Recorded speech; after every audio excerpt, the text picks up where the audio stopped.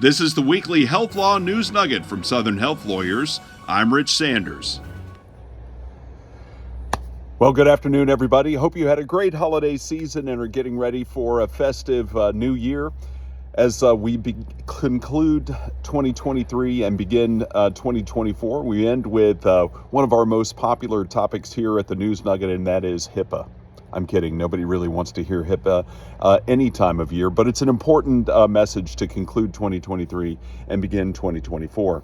The Office for Civil Rights at the U.S. Department of Health and Human Services, basically the chief law enforcement agency for HIPAA privacy and security issues, reported a couple of weeks ago that for the first time ever, a healthcare provider had been fined and settled a dispute with the Office for Civil Rights over a phishing incident.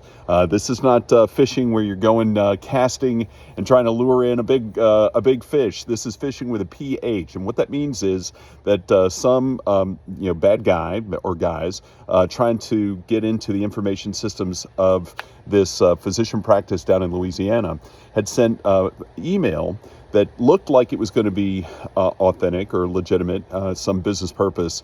And the member of the workforce of this medical practice clicked on it, and ultimately it allowed the hackers into the information systems of this practice.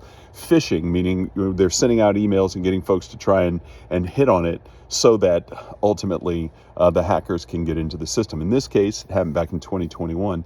32,000 patient records were compromised and led to not only investigation by the feds and presumably prosecution of the hackers, but ultimately, even as the victim, this medical practice in Louisiana had to pay a fine of $480,000. So I just want to say that one more time because it's such an important concept, especially for those out there in News Nugget land who are in hospitals or physician practices or other healthcare providers.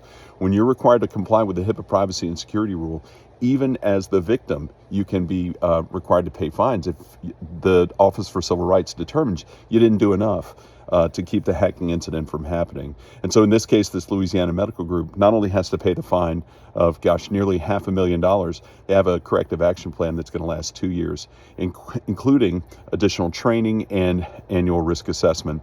A couple of weeks ago, maybe a couple of months ago now that I think about it, we announced that here on the News Nugget that the Office for Civil Rights had issued a new risk assessment tool.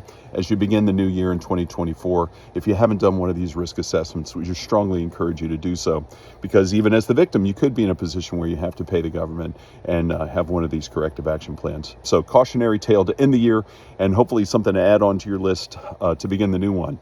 Hope you have a great and festive new year, and we'll look forward to seeing you in January here on the Health Law News Nugget. I'm Rich Sanders with Southern Health Lawyers.